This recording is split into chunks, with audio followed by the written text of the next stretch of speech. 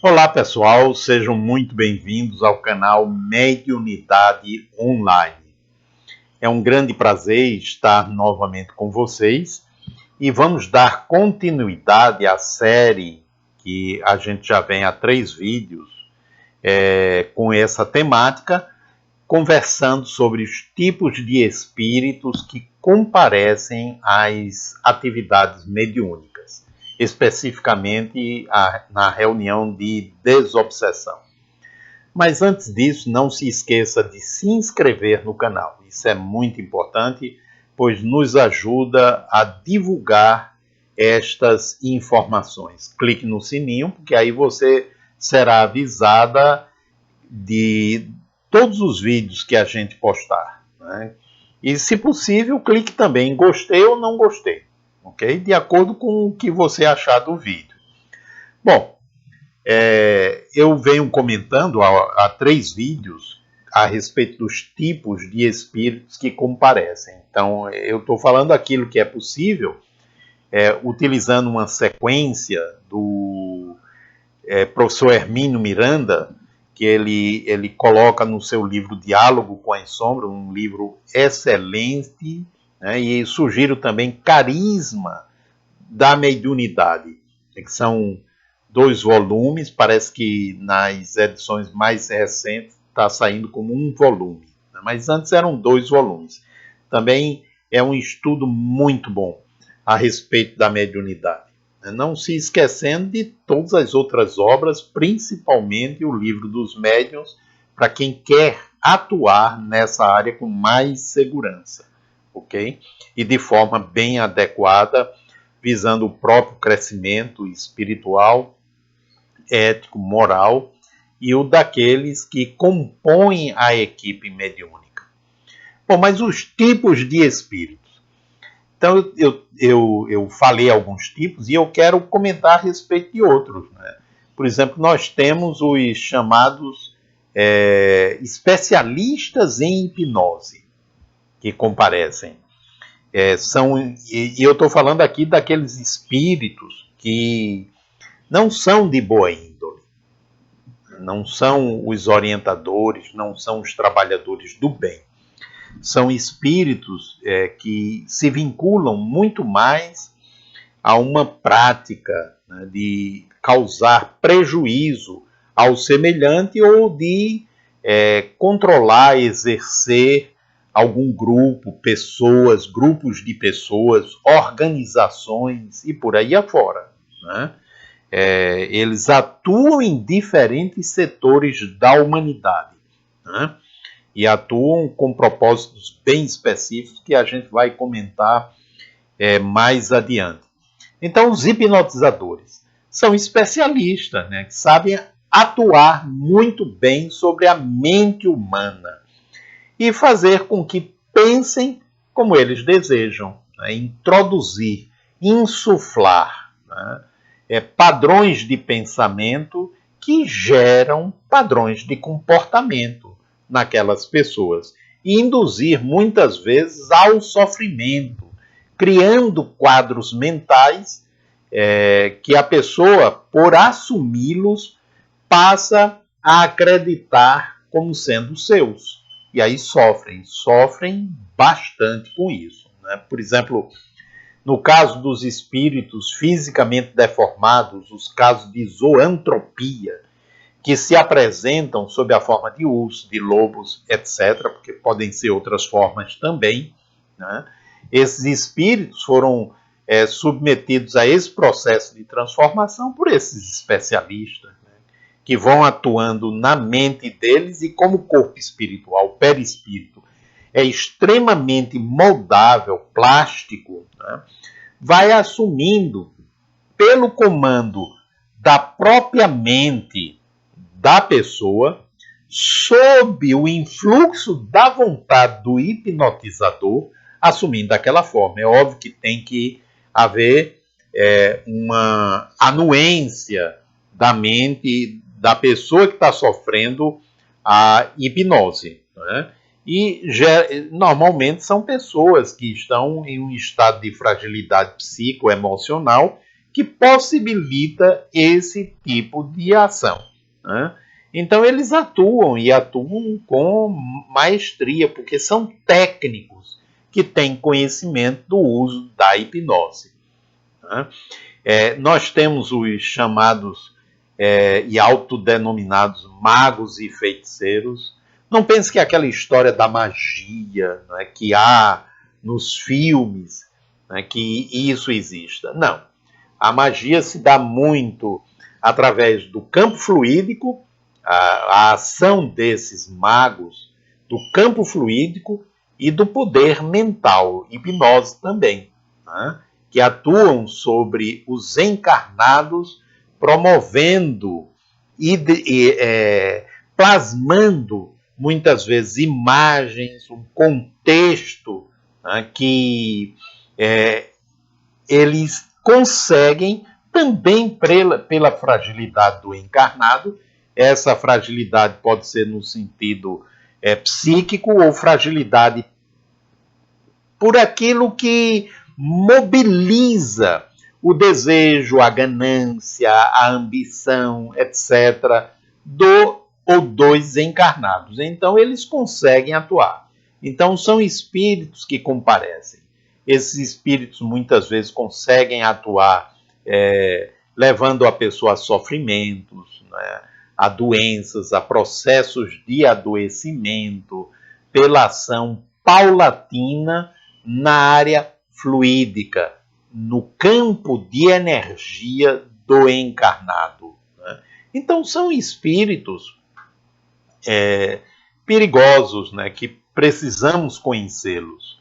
E caso a gente esteja atuando, por exemplo, numa reunião de desobsessão, eles participam, que eu digo assim, eles comparecem às reuniões de auxílio aos desencarnados.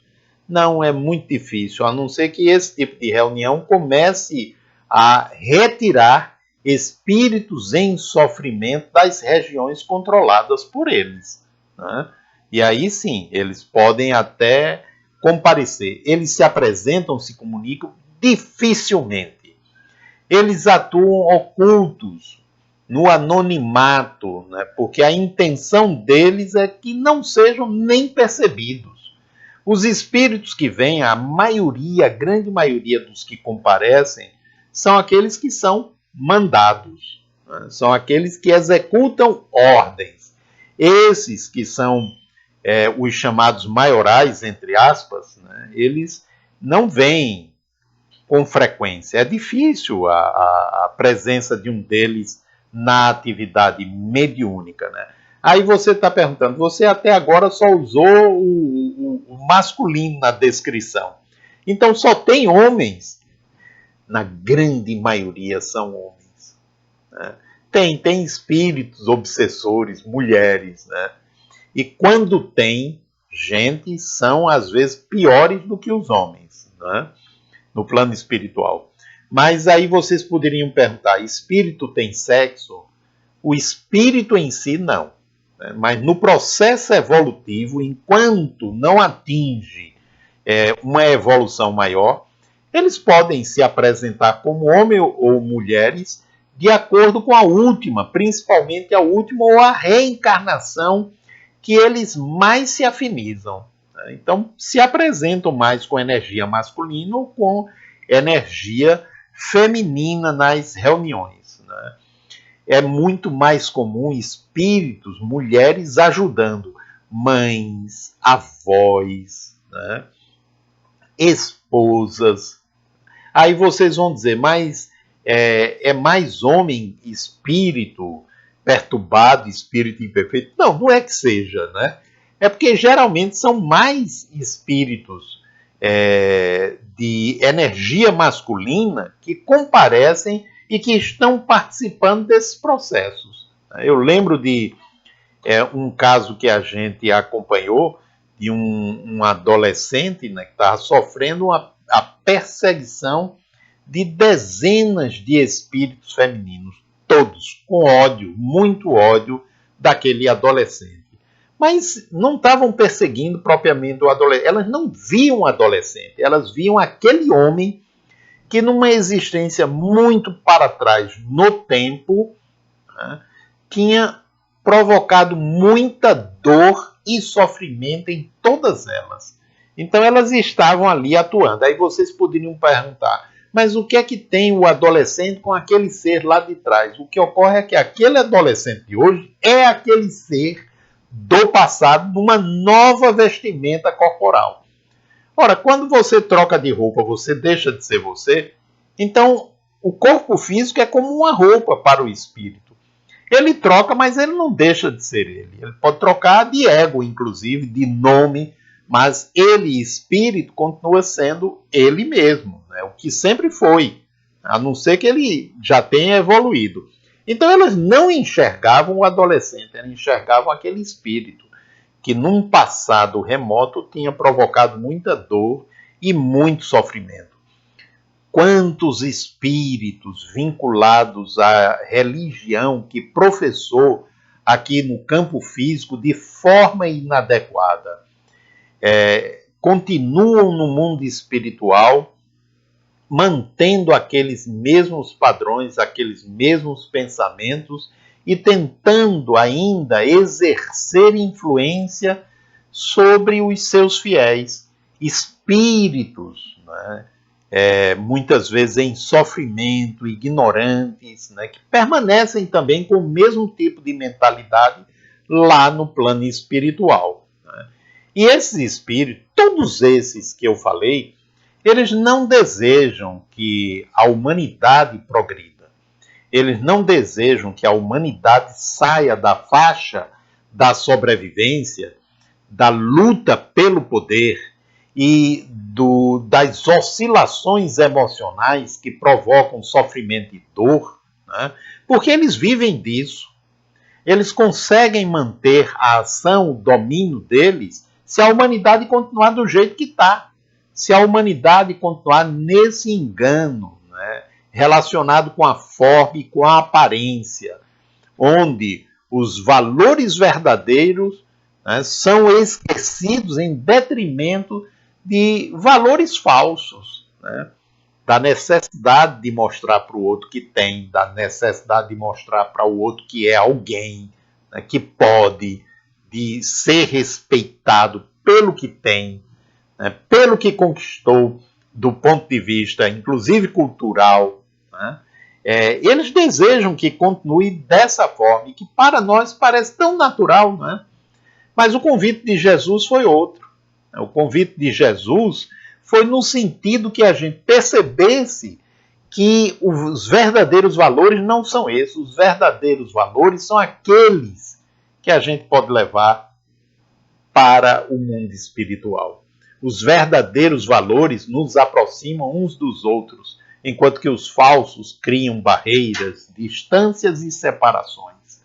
Então, eles não desejam que a gente mude. Então, eles interferem sobre qualquer movimento que vise o esclarecimento. Eles podem dissolver esses movimentos? Podem. Aí vocês dizem, mas por que é que Deus permite? Não é a questão de Deus permitir. É a gente que tem que estar atento. Se nós somos perseverantes, se nós estamos atentos, não precisamos nem saber de plano espiritual, mas se estamos atentos a nós mesmos, nos vinculando ao que é bom, é óbvio que a ação deles é muito diminuta. Não vão conseguir dissolver. Mas se não, né, se através do movimento que a gente está atrelado, a gente começa a enaltecer o ego, a fazer com que o ego tome relevância, né, que os outros admirem a gente, aí a gente entra por um caminho muito escorregadio. E aí eles conseguem estabelecer sintonia. E aquilo que parecia ser uma proposta maravilhosa vai perdendo força, né? Então estejamos atentos a isso, né, para que possamos reconhecer aquilo que é valioso, aquilo que é verdadeiro, aquilo que nos conecta a Deus e a nosso semelhante, fazendo com que a gente desabroche cada vez mais a capacidade de nos amarmos e amarmos o nosso próximo. Então, um grande abraço a todos e até o próximo.